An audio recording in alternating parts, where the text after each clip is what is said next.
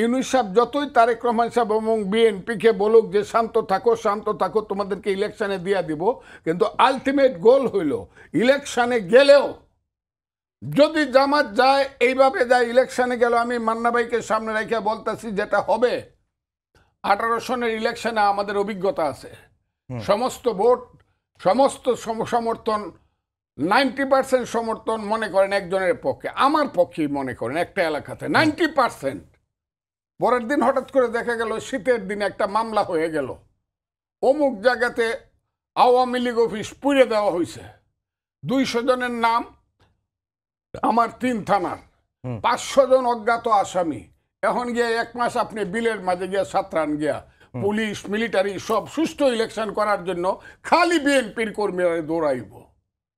election করবেন যদি মনে করে এই সরকার যতই নির্বাচন কমিশন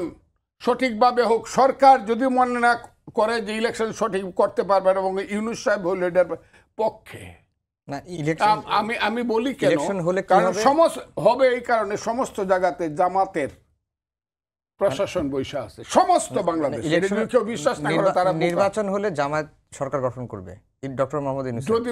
জামাত সরকার গঠন বুটে না, কিন্তু আজকে লেখছে ফজলুর রহমান বলছে 60% ভোট না, আমি বলছি না, আমি বলছি জামাত ভোট পাইবে 6%, কিন্তু দেখাইও দিতে পারে যে 60% ভোট পাইছে, কারণ সমস্ত প্রশাসন, আমি আমার ব্যক্তিগত অভিজ্ঞতা থেকে যন্ত্রণা থেকে কইতেছি,